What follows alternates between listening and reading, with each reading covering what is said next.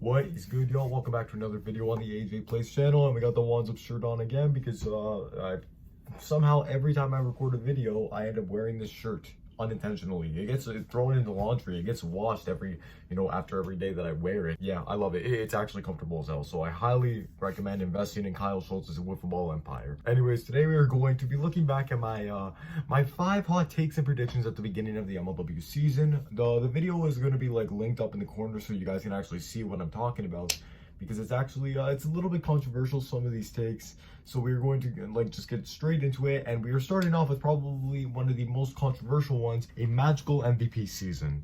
So the 2020 draft class was by far the strongest MLW has seen. Many players in that class have reached their peak and have become MVP caliber players. Chadwick is the next one in line to have an unbelievable stretch. Norpin Sailor just had MVP caliber seasons. Teammate Bonham is approaching that level. And Cheatham and Jorgensen had stellar 2020 campaigns. Chadwick is yet to reach his peak. Now with a complete Magic team squad around him, Chadwick has pieces to help him win, and with a bit of work can have an MVP caliber year. This is the most inaccurate thing I could have possibly said. I said hot takes and predictions. This is a very, very hot take that I got completely wrong, because holy crap, not only did Chadwick not do as well as I thought he would do, he didn't have anywhere close to an MVP season. He was not like the ace guy that we remember in 2020 and 2021. He only, for a power guy, a power bat, he only had 2 home runs all season long before he got shipped away to the Great Lakes Gators. The Metro Magic went 2-13, missed the playoffs. So yeah, that's just they pretty much crashed and burned the Magic entirely. And Chadwick, I guess his his regression was huge in their downfall. This is a big miss.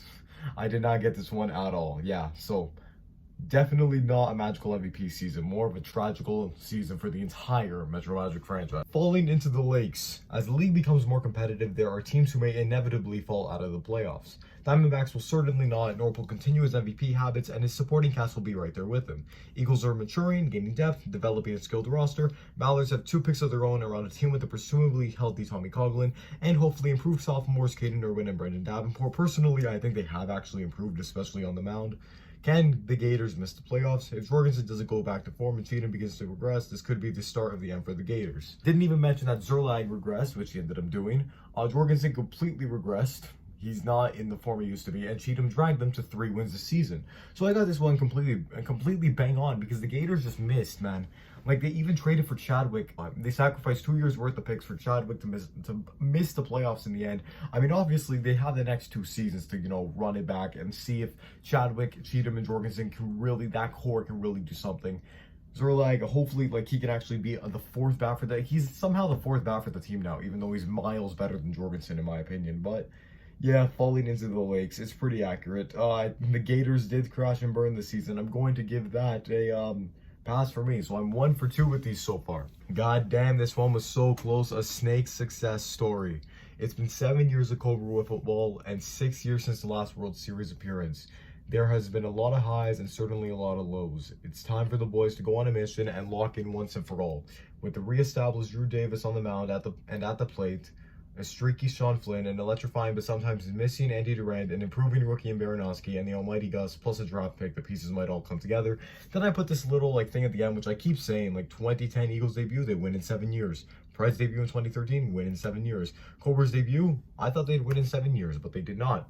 So the thing I said about Drew Davis being reestablished on the mound, that went to crap because his arm just gave out on him. He couldn't pitch properly anymore. So I mean, that's completely fine because you still have now Sawyer Bean, who they drafted, and Brendan Baranowski, improving rookie, turned into somehow an MVP candidate, a Cy Young candidate. If he doesn't win the Cy Young, this league is rigged. But yeah, the pitching has changed a lot, but they definitely did improve. The hitting has definitely improved as well by adding Bean. It's given them a lot of depth, even though he could be a little bit inconsistent. And overall, man, I really wanted the Cobras to win the World Series. I thought they could actually pull it off. I thought they could really take it.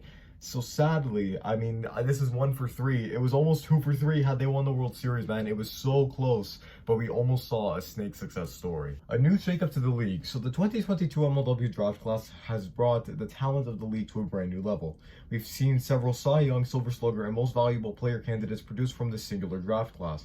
21 by comparison seems to be a letdown. However, with less restrictions looming and regarding the safety of potential prospects at tournaments, teams have been scouting, and if the right moves are made, this 2022 class can have a much stronger rookie implication than the 2020 draft class had. I mean, to be fair, the entire 2020 draft class just shifted the entire league. Brendan Jorgensen and Chris Cheatham completely altered the Gators franchise trajectory for good. Nick Saylor was the missing piece that the Wildcats needed. Jimmy Norb then brought in Jonah Heath, and they really made the Diamondbacks a legitimate threat. Jason Chadwick, he did really contribute and help the Magic get better. He brought in Liam Jackson, and that's pretty much it. Trevor Bonham on the Mallards. James Swanson is here and there, and then Max Smoke was just gone. But overall, I mean, if you think about it, out of this year alone, you could see that Jordan Robles is easily the best football player in the country. So he's obviously going to really boost his class. Sawyer Bean's got so much potential, it's ridiculous. The kid is he's a stud on both the mound as well as at the plate. And then you also have Landon Urgaitis. I personally think he was really underrated, man. He hit the ball really well whenever he was on the mound. He actually did pretty solid there as well. He did really good. I personally think Landon is actually pretty underrated. He's underappreciated, I gotta say. As for other guys Mac Hawley, good on base percentage guy. He's really good at actually getting on base and getting those extra runs for the Preds.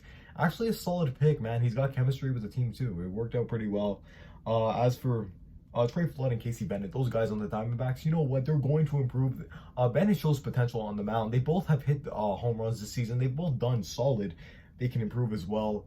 But then there's Reese Harris and Ty Smith, which pretty much cancel out Max Tomolka and James Swanson, because those two have done the equivalent of, I wouldn't say nothing, but they haven't done much at all during this season. So honestly, I personally think that the 2020 draft class still is undefeated based on how much they actually altered the league entirely. That brought in 6 legitimate stars at the time. That brought in Brendan Jorgensen, Chris Cheatham, Jimmy Norb, Nick Saylor, Trevor Bonham, and Jason Chadwick. All those guys, by the next season, they were either producing at elite rates or they were shown to be able to produce at elite rates. So you know what? I still think 2020 MLW draft class is going to be hard to beat, and unfortunately they came close. Robles being Urgaitis and company, they came close, but not close enough. And this last one, the momentum caused milestone. It's nearly time that the algorithm puts MLW on the map once again. Every May we see an exponential amount of growth happen to the channel as the league is showcased more to many sports fans around the world. The league is becoming more talented, the content has become much better in regards to quality, and over the last 2 years there have been many opportunities and partnerships with big companies and programs such as MLB on TBS, SportsCenter, and The Athletic. If all goes well, the growth remains somewhat steady throughout the end of the year. The official Wiffle MLW YouTube channel will hit 500,000 subscribers by the end of 2022. Unless a miracle happens in the next week, I don't think this is possible. There is no way, unless they get the stupidest growth you've ever seen. No, it's not gonna happen, sadly. I personally thought it would, but this year the growth wasn't really as substantial as the last few years. They got maybe 60 to 70,000 subscribers, but the last few years they got 100,000, anywhere from 100 to 150,000. The growth was stupid, especially in May. This year it was a little more calm, as any growth is big growth. They played at SoFi Stadium, damn it. They really have come a long way. It doesn't discredit MLW whatsoever. However, in regards to statistics, they didn't really have that that high caliber growth that we usually see from them. I mean, the thing is, their name is being spread out.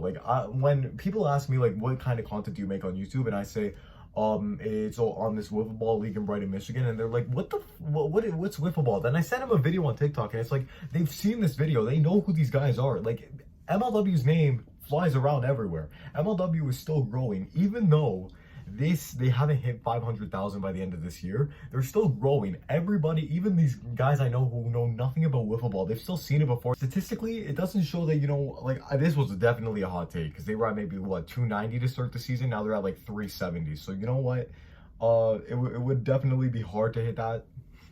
But you know what, it doesn't take away from anything MLW's achieved, because how can a league that played in their front yard 12 years later be playing at one of the biggest football stadiums in America?